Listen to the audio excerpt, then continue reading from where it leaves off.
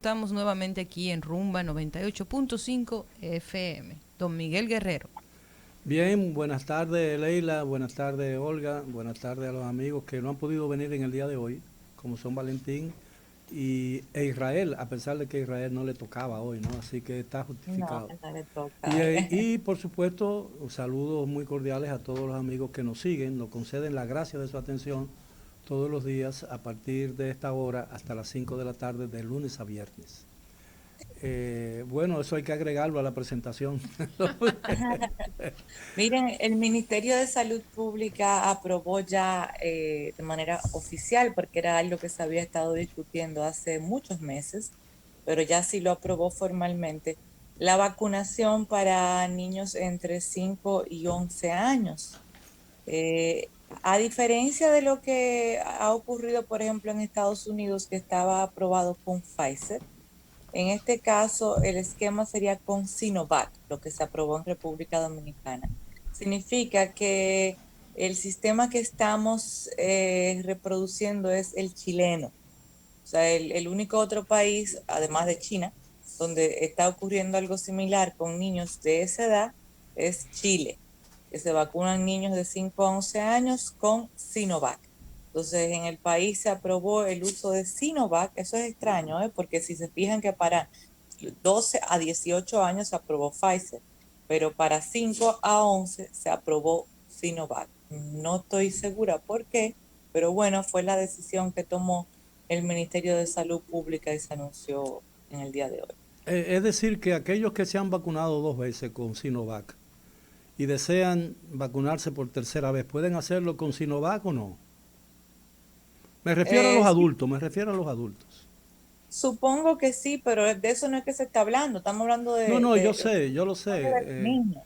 pero mucha gente me lo ha preguntado, como yo no estoy tan al tanto como están Olga y tú sobre el tema, por eso lo Bueno, pregunto. o sea, médicamente es posible. Todos los médicos te van a decir que sí, que la tercera dosis de refuerzo puede ser con Sinovac, pero es un refuerzo eh, que te daría mayor fortaleza inmunológica si lo haces con Pfizer, porque se ha demostrado que la vacuna de Pfizer protege más que la de Sinovac. Hasta ahora los estudios han demostrado eso. Y que la de Sinovac al cabo de 6 meses reduce su protección. Eso lo ha dicho hasta el mismo fabricante. Hay numerosos estudios que lo confirman. Entonces, si tú quieres una protección mayor, lo ideal es que sea con Pfizer o AstraZeneca, pero tenemos aquí en el país más Pfizer que AstraZeneca. Entonces, lo ideal es que sea con Pfizer, pero de que se pueda hacer con otra Sinovac, se puede. Bueno, es una buena información para aquellos que tienen dudas con relación a cuál de las vacunas para una tercera dosis es más adecuada que otra. Bien, es un tema que está pendiente. Todavía hay en el ámbito nacional, hay muchos temores de que pueda haber un rebrote. Se habla incluso a nivel médico. Escuché decir al actual presidente del Colegio Médico, el señor Ariel Suero, que existe la posibilidad de que en diciembre o pronto, bueno, diciembre está al doblar de la esquina, como se dice, ¿no? Que puede haber un rebrote, de manera No, pues no, que, ya hay un rebrote. La discusión no es si va a haber, la discusión es qué se va a hacer al respecto, porque el rebrote ya está. Tenemos la ocupación de cuidados intensivos en un 43%, cuando hace 2 meses estaba en un 17%, y tenemos la positividad promedio en un 12%, cuando hace 2 meses estaba en un 5%. Significa, ya hay un rebrote. Y ojo, esos casos nuevos que han subido de COVID están concentrados el 65% en el Gran Santo Domingo, es decir, Distrito Nacional y Provincia Santo Domingo. O sea, no es que va a haber, es que ya hay un rebrote. La discusión ahora es qué se va a hacer respecto al rebrote. Eso es lo que no se sabe, pero el rebrote está. bueno, el rebrote o los rebrotes, porque ha habido un rebrote anterior a este, ¿no? Sí, claro, Este ha sería habido el tercer tres. Es de la rebrote. cuarta ola. Sí, y por eso el tercer rebrote. La Eh, cuarta, del no, cuarto. no, porque la primera no se cuenta como un re, fue un brote. Hemos tenido un brote y tres rebrotes, que hacen Bueno, cuatro. sí. Pero eso ¿Tercer pues, rebrote o cuarta ola? exactamente. Exacto, sí. Eso podría cuestionar el discurso de que estamos liderando. Yo creo que ya no se puede hablar de eso porque las estadísticas y las publicaciones que uno lee todos los días en los medios digitales y tradicionales te indican que realmente la pandemia, la COVID-19 está viva todavía entre nosotros. Claro que está viva. Viva, vivita y coleando. Claro que sí. Yo creo Claro que que sí.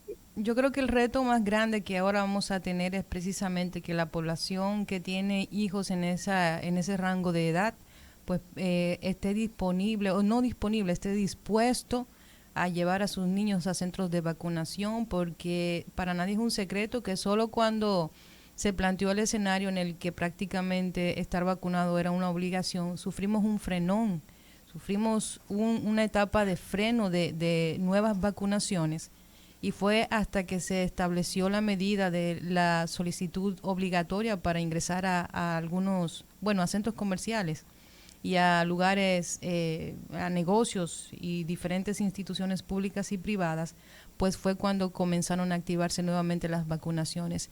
Es probable que exista miedo también de mucha gente a vacunar niños pequeños, porque hay muchos médicos que han dicho, infectólogos, que no existe suficiente información disponible, ni tampoco información de experiencias de otros países en torno a la vacunación en ese rango de edad. Esperemos que se haga, que no se cometa el mismo error en comunicación que en otras ocasiones, que se despliegue efectivamente una estrategia para que la gente tenga la confianza de hacerlo. Es por todos bien sabido que el tema de los niños es que pueden tener el virus y propagarlo, no así sufrir grandes consecuencias. Sin embargo, hace unas semanas vimos el aumento de casos de niños pues ya un poquito cronificados con el tema del COVID, que anunció el director del Robert Reed, Clemente Terrero, por dengue y por COVID, por el tema de la variante Delta. Vamos a ver qué pasa ahora y ojalá que la estrategia de comunicación en esta ocasión surja efecto y que no sea contradictoria en sí mismo, para que la población pueda pues reaccionar ante esta nueva situación y reaccionar de manera positiva. Mira, lo que yo veo preocupante es que el, la, la cooperación que a nivel internacional uno observa muy unida y muy en una sola dirección en la lucha contra el calentamiento global de la Tierra no se esté dando en el tema de la pandemia. Porque en lo que tiene que ver con el calentamiento global de la Tierra, si bien eso hay detrás de todo eso un elemento que impulsa actividades de carácter comercial, evidentemente, pero yo creo que hay más conciencia universal con relación a la importancia de detener ese calentamiento global, que ya no es una teoría, sino que ya es una realidad que estamos viviendo con los cambios que se están dando en el clima. En la época en que no llovía, está lloviendo; en la época en que había sequía, en la época en que había sequía está lloviendo; en la época que llovía hay sequía, y todas esas cosas. Yo creo que no se está dando en el ámbito de la salud pública. Aparentemente porque el liderazgo de la Organización Mundial de la Salud está muy cuestionado en este momento.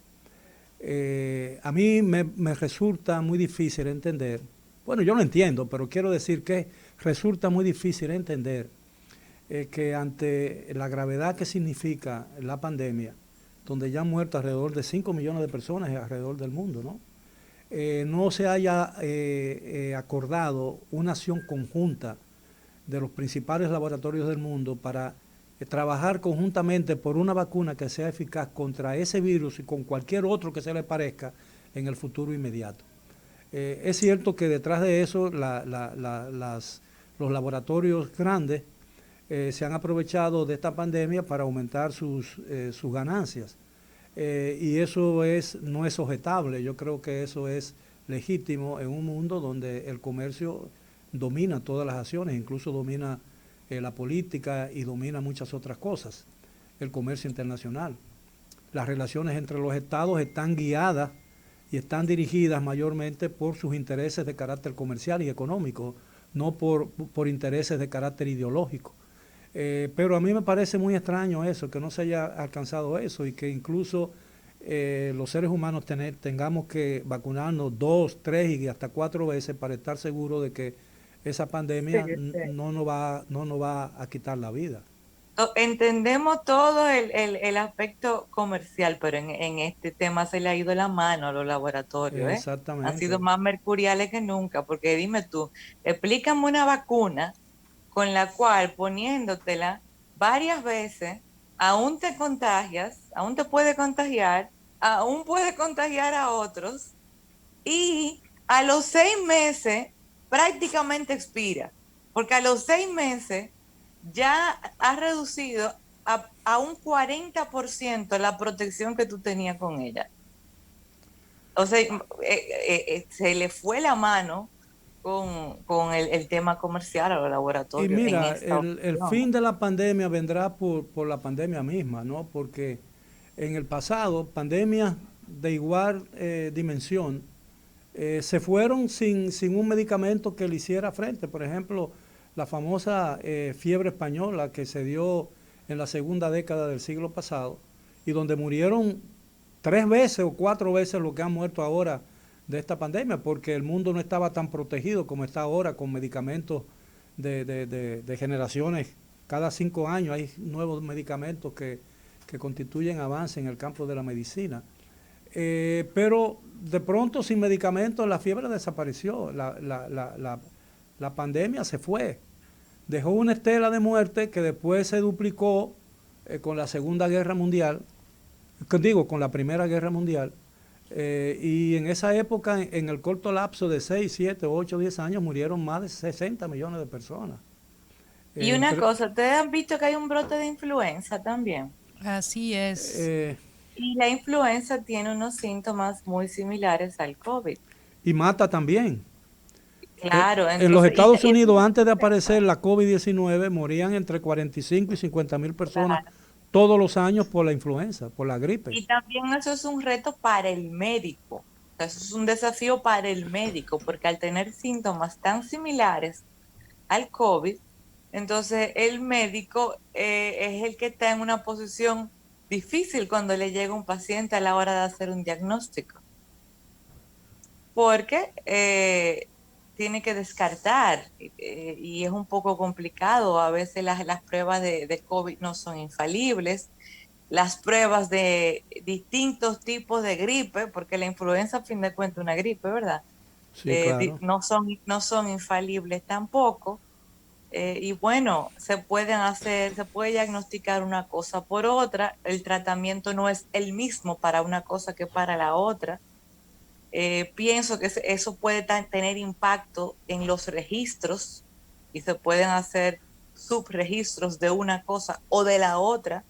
Es delicado el hecho de que ahora, en el medio de una cuarta ola o un tercer rebrote, también haya en este mismo momento un brote de influenza, que no lo hubo extrañamente el año pasado a esta misma fecha, cuando usualmente es una fecha en la que se producen muchos tipos de gripe, enterovirus o virus similares a la gripe, a la influenza en el país.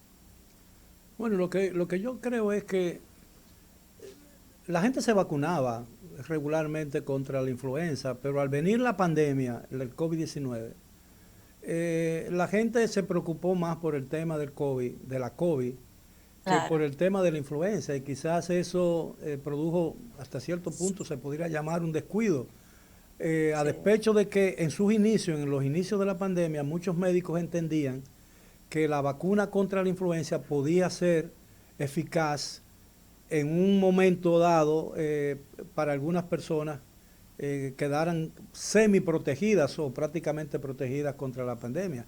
Nada de eso se probó y fue necesario la vacuna. Pero la gente no debe descuidarse con el tema de la influenza, ¿no? Y yo veo que desde marzo del 2020, que fue que apareció la pandemia, ¿no? Así es. Que llegó y que la Organización Mundial de la Salud la declaró como pandemia y hizo un alerta a nivel mundial con relación a la enfermedad. La gente estaba más preocupada por otros asuntos que por la pandemia, y mucha gente en principio dudó mucho de lo que se decía de la COVID-19. Decía, ¿cómo puede ser posible? Eso debe ser un invento. Incluso funcionarios del actual gobierno y parte de la campaña política que se hizo, que hizo la oposición de entonces, que es el gobierno de hoy, se basó en el hecho, en la presunción, yo creo que espero que haya sido de buena fe, pero si no fue de buena fe ya es tarde para remediarlo, ¿no? Sí. Pero lo que decía era que era un invento del gobierno dominicano para poder hacer campaña política a su favor e impedir que la oposición avanzara políticamente. Es decir, que la pandemia ha traído muchas cosas, y yo creo que contribuyó en cierto sentido, y no quiero mezclar la política con estas cosas, pero yo creo que contribuyó en cierta medida el discurso con relación a la pandemia. En medio de una campaña electoral, el discurso político creó cizaña, creó una rivalidad que va a ser muy difícil superar del todo en la República Dominicana. Todavía uno siente cierto nivel de crispación, a pesar de que la firmeza con que el gobierno del presidente Luis Abinader ha estado enderezando o llevando su política de consulta con la oposición, puede ser un sedante y puede ser una vacuna contra esa rivalidad que creció como muy pocas veces yo había visto en la República Dominicana en términos electorales. Porque nosotros en la política dominicana se daba lo que el expresidente de Francia, Giscard d'Estaing, llamó en una oportunidad en su autobiografía, llamó actuación sin crispación. Es decir, aquí era muy común ver, en medio de una lucha política cerrada y virulenta, uno podía ver que en actividades sociales los dirigentes de un partido y otro conversaban y se abrazaban y jugaban como amigos. Y nunca la política dominicana llegó a romper ese cerco y esa amistad. Hoy no me parece tan que fuera así. Así es. Pero bueno, vamos a esperar ahora que la población obtempere al llamado de salud pública con el tema de los muchachos, porque la verdad es que hay que protegerlos a ellos de las variantes, porque a diferencia de la COVID original, que no le daba mucho impacto al mismo niño, sino que el niño era simplemente vector, la Delta sí les afecta. Había muchos niños en cuidado intensivo, incluso en el Robert Reed. Olga misma lo confirmó. Bueno. Sí. Y lo de la Sinovac, que bueno, yo pensé que iba a ser con Pfizer, como con los niños más grandecitos, pero también sé que la Sinovac es un poco más inocua. Quizá están jugándolo a lo seguro, como dicen los gringos, playing it safe, jugando a lo más seguro. Como es una vacuna más inocua, bueno, son niños más pequeñitos, vamos a irnos por el lado más seguro. Puede ser por eso también. Como están haciendo en Chile, como hicieron en Cuba. Ya lo han hecho en varios países, como lo están planeando hacer ya pronto en Argentina y en Brasil. No nos estamos inventando el agua tibia aquí tampoco. En China, en otros lugares. Bueno, esperemos pero que la población obtempere. Ojalá y así sea, porque la verdad es que en el último tramo de la vacunación aquí la cosa se puso peliaguda. Esperemos que la gente haga conciencia y entienda que esta vacuna en los niños lo que está tratando es precisamente de llegar a ese tan anhelado tema de inmunidad de rebaño, que solo faltan ya 700,000 personas para llegar a ese porcentaje. Y ojalá y que se pueda dar para que finalmente podamos, si es que es posible, tener una normalidad, volver a la normalidad. Yo quiero traer un tema completamente fuera de lo que estamos conversando para pedir la opinión de ustedes para un tema que me parece sumamente raro, no sé, me pica el gusanito periodístico. Porque yo vi una información que tiene ya 2 semanas sobre un raso que fue secuestrado, que pasó prácticamente inadvertida. Y luego vi la información acerca de que por este caso había unas 10 personas, incluyendo un oficial, que estaban apresados por el tema del secuestro a este raso, que habían solicitado 5 millones de pesos para su liberación, a un raso. Y yo no sé a ustedes, pero a mí como que esa suma no me dio. No sé por qué. Me gustaría saber sobre todo de ti, Leila, qué piensas acerca de este caso, porque la verdad es que no entiendo, como que me falta información. Un raso que es uno de los escalafones más bajos en El lo, más el bajo, más después de bajo. asimilado, raso, el más bajo. Entonces, a este raso lo secuestran, piden a una persona que a claras luces no tiene ese dinero para poder pagar ese rescate. 5 millones de pesos, luego lo abandonan, al raso lo interrogan, luego apresan 10 personas y finalmente el caso se queda así. Están en investigación, pero la verdad es que no son los hechos de un caso que normalmente uno vería. No se secuestra un raso para pedir un rescate de 5 millones de pesos. ¿Policía o militar? Policía. Y no aparece todavía el raso. El raso apareció, pero por eso es que me parece sorprendente. Y de hecho yo voy a seguir investigando porque la verdad es que el tema me parece súper interesante, pero me parece que hay más información de la que se da detalle en las notas que he visto que están precisamente dando seguimiento a este caso. Vamos a ver qué sucede con eso, pero me parece a mí que no tiene ningún sentido lo que ha estado sucediendo con el caso del raso secuestrado y que prácticamente ha pasado inadvertido. Nadie ha tomado mucho el caso en los medios de comunicación. Sin embargo, es un caso bastante interesante para estudiar y dar seguimiento. A menos que sea de una familia rica que lo engancharon a raso para tener un carnet. No, créeme que no es una persona rica. Yo he estado apasionada con el tema, viendo, porque como te digo, en cuanto vi las informaciones como que hay algo que no cuadra. Vamos a ver qué está pasando en los últimos, en estos días próximos, a ver qué información sale de ahí, si es que sale. Pero me pareció interesante que a un infeliz raso que no tienen que caerse muerto le pidan a una familia 5 millones de pesos para un rescate por un secuestro en República Dominicana. Vamos a ver qué pasa con eso. No, muy raro, muy raro.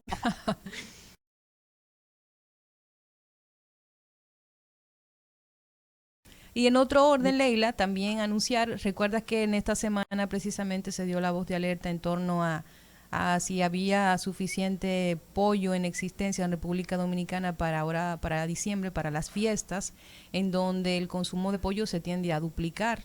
Pues la Asociación Claro. Dominicana de Avicultura anunció que tiene en proceso un 90% de la producción de huevos y pollo para este diciembre próximo. Según dijo, esta agrupación tienen 29 millones de huevos fértiles y más de 21 millones de pollos vivos, lo que implica que no habrá ningún problema con el suministro de pollo para diciembre próximo.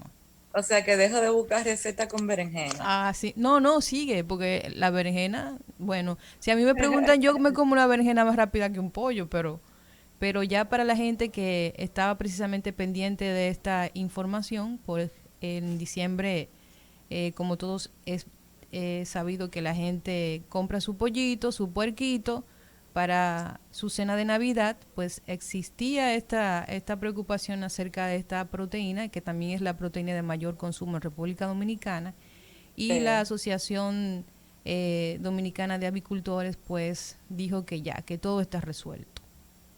Me alegro. Yo estaba buscando mi receta con tallota. O sea, la tallota coge el sabor de la salsa que tú le Es des. un vaso de agua. No, la salsa que tú le des, como tú la salses, ese sabor coge, no Pero importa. exactamente, entonces si coge la salsa que uno le dé, pues entonces ya, o sea, mejor hacer una salsa y ligarlo con algo que tenga sabor y no comerse una tallota. Si un productor de tallota está oyendo eso, usted me disculpa, pero la verdad es que está fuerte comerse una tallota. Yo me la como feliz, déjame decirte. Yo le hago su salsita y me la como feliz. La tallota es un placebo. Por eso mismo, engordo poco y me lleno Ajá. Te llenas de que la isla de agua. de tallota con salsa. Mira, antes de pasar a la otra parte del programa, vi que entró al ruedo político la amiga, bueno, mi amiga, Karen eh, Ricardo. Karen Ricardo. Así Me es. sorprendió y me alegra porque es una mujer joven Sí, y son pocas las mujeres que deciden lanzarse a la búsqueda de una candidatura presidencial en así el es. país. Ella anunció ya sus aspiraciones a ser precandidata presidencial, o sea que busca la candidatura Por el presidencial por el PLD. PLD, que su partido ha sido su partido siempre. Karen ha sido diputada, ha sido funcionaria pública, pero es una mujer joven, una mujer bastante joven y que ha tenido mucho éxito en su circunscripción, que ha sido Santo Domingo Este, pero también la conocen en el país entero porque ha sido funcionaria pública en el gobierno central. Y bueno, al ser una mujer joven, uno se alegra y se identifica con eso, por eso mismo de que las mujeres normalmente no tienen tanta oportunidad, ni tanto espacio, y por ende no tienen tanta iniciativa porque a veces se sienten frustradas por no encontrar el espacio y la oportunidad. Entonces dicen, bueno, ¿para qué me voy a meter en eso? Y no toman la iniciativa. Yo creo, mira, en el caso de la mujer en la política, creo que una vez lo conversábamos aquí, no sé si recuerdas, con una especialista en manejo del lenguaje no verbal. Ujú, Lucibel. Exacto. Hablábamos precisamente de la seguridad de muchas de las exponentes a nivel político, en las cámaras, a nivel de política per se. Y yo creo que todavía nos falta mucho como mujeres para posicionarnos en el espacio que realmente nos corresponde. Nosotros no podemos dejar de lado que hace unos años la situación era bastante diferente. La mujer no había alcanzado el nivel de desarrollo que tenemos en la actualidad. Hemos visto cómo en América Latina y el mundo cada vez son más las mujeres que se involucran a nivel político y sobre todo que juegan un papel fundamental en las tomas de decisiones. Sin embargo, en República Dominicana, pese a esa cuota que existe, que yo particularmente no veo de forma positiva, porque entiendo que las cuotas en sí mismas son parte de esa Yo vieja no estoy de acuerdo política, con la cuota, no estoy sí, de acuerdo con la de cuota. casi forzar a que uno llene un espacio. Yo creo que es importante ver gente joven, ver caras nuevas, gente que venga a Pero proponer, mujeres que vengan a proponer, que entiendan también la agenda que existe dentro de nosotras como mujeres. Yo no soy feminista, no critico a quien lo sea, a yo mí yo más bien soy una persona que piensa que debemos trabajar en conjunto y que en ese sentido vamos a salir adelante juntos. Sin embargo, yo sí pienso que falta más presencia de las mujeres en la política en República Dominicana. Y tal vez sea por el hecho, y de gente joven en la política, mujeres jóvenes en la política, sea por el hecho de que en muchas ocasiones uno siente que el sistema está tan viciado que sería prácticamente imposible no argumentar, sino ejecutar un proyecto político independiente, una mujer y una mujer joven, a menos que no sea a través de los canales tradicionales que existen, llámense los partidos tradicionales. Y creo que por eso, como mucha gente no quiere, al menos me pasaría a mí, es mi opinión muy particular, mucha gente no quiere relacionarse con esa imagen decadente de la política dominicana. Yo creo que por eso se hace muy difícil que gente joven y mujeres jóvenes se involucren en ese tipo de escenarios. Pero yo lo aplaudo, claro. independientemente de que no soy afín a ningún partido. Creo que el hecho de que sea una mujer, que sea una cara nueva, aunque sea por un partido ya del esquema tradicional, pues merece la atención y ojalá que el sistema que ya está preparado para una reacción específica en torno a las candidaturas, pues le dé paso y permita que su proyecto avance. Claro, y me encanta eso de que es un nombre nuevo. Y no estoy diciendo con eso que ella sea novata ni desconocida, porque no lo No, es, no, no es tiene mucho novata. tiempo en política, pero es un nombre nuevo en el pool de nombres de candidaturas presidenciales, porque tú lo que oyes es más de lo mismo. O sea, por ejemplo, Domínguez Brito, una persona que para mí tiene muchas cualidades, Sí, no significa que yo necesariamente votaría por él, pero él tiene ciertas cualidades, ¿verdad? Sí. Pero no es un hombre nuevo, es una persona que ha intentado muchas veces ser precandidato presidencial. Es uno de los y que menos lo va a malos. intentar de nuevo. Exacto. Y así como él, muchos nombres repetidos, ¿tú entiendes? Sí. Elecciones tras elecciones que intentan ser precandidatos presidenciales. Son nombres repetidos y tú oyes cada 4 años más de lo mismo. Entonces, en este caso, este es un nombre nuevo en ese pool. Y eso es refrescante, tener opciones nuevas. Eso me agrada. Ojalá se presente la misma situación en los otros partidos. Quizá eso contribuya al saneamiento, que la gente pueda tener opciones. Mientras más opciones diferentes la gente tenga para elegir, creo que se contribuye más a la democracia. Eso me parece excelente. Eso me parece muy Así bien. es. Y yo le aplaudo a Karen por haber dado ese paso. La felicito por haberlo hecho. Requiere valentía porque no es fácil. No es Así es. fácil, ella lo sabe, pero se lo aplaudo. Bueno, ojalá y tenga suerte en ese mar de tiburones. A ver si Karen llega a hacer realmente algo en el PLD, porque la verdad es que yo miro para el PLD, miro para el FUPU, miro para el PRM y no veo posibilidad alguna de que surjan nuevas caras o nuevos nombres de cara a un proceso eleccionario. Va a coger su lucha, pero bueno, ella tomó la decisión, así que yo estoy segura que ella sabe que va a coger su lucha y está dispuesta a cogerla. Así es. Vamos a hacer un cambio, Leila, para darle un descansito precisamente a las cuerdas vocales y regresamos. ¿Qué te parece? Dale con Gabriel. Rumba 98.5